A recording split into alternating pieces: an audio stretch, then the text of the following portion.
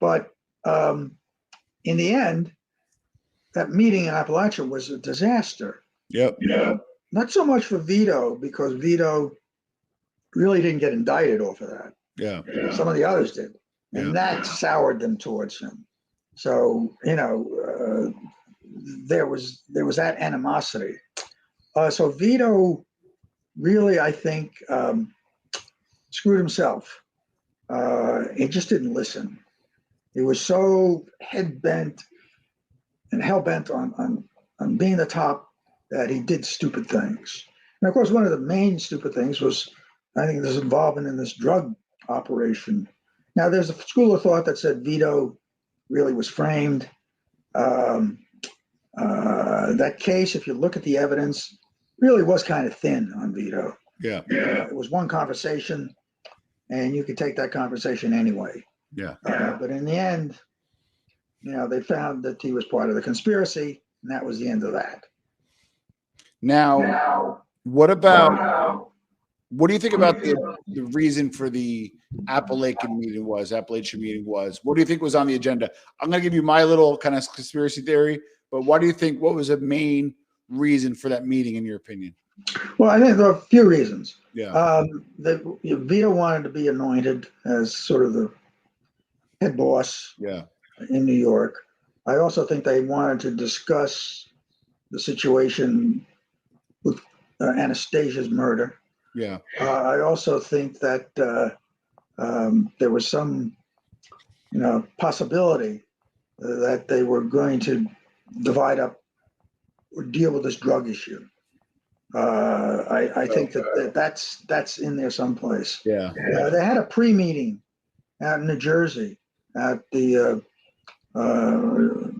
Boot Boyardo's house out in Livingston. Yeah, and a grand sort of Transylvanian-looking castle. And they had a pre-meeting, and this is where they tried to, I think, talk about not doing Appalachia. But in the end, it didn't work out that way. Yeah. And I think they sort of set the agenda at that meeting.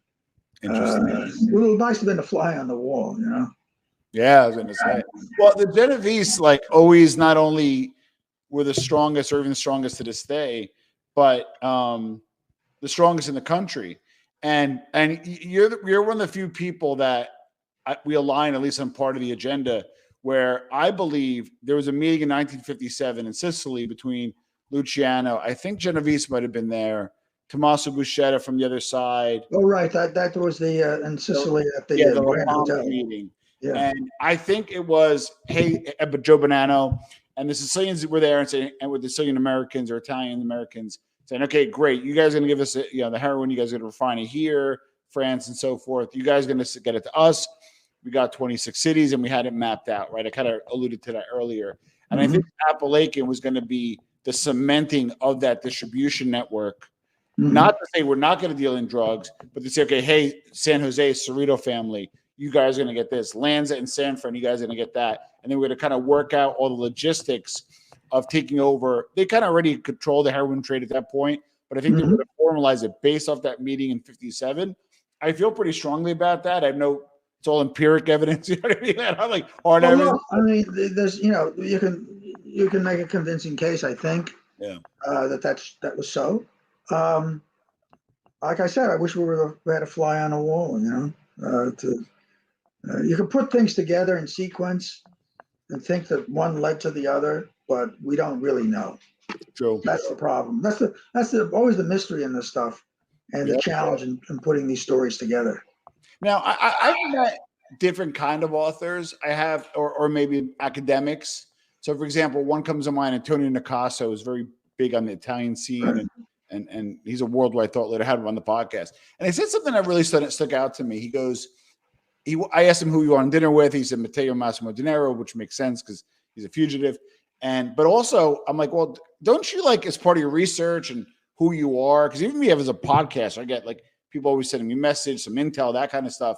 I said, you don't get intel or you don't get debriefed or people don't reach out to you. He keeps it at arm distance, right? He just really likes to look at it from the pure academic sense to keep it arm distance. Where other people like to kind of get into the muck, Where do you land on that? Because you've been a successful writer, and I see both sides of it. Where did you kind of land in your career? Well, I tried to talk to some of these people, knowing full well I'm going to get self-serving answers. Yep. And okay, that's your response to this, blah, blah. Okay, all right.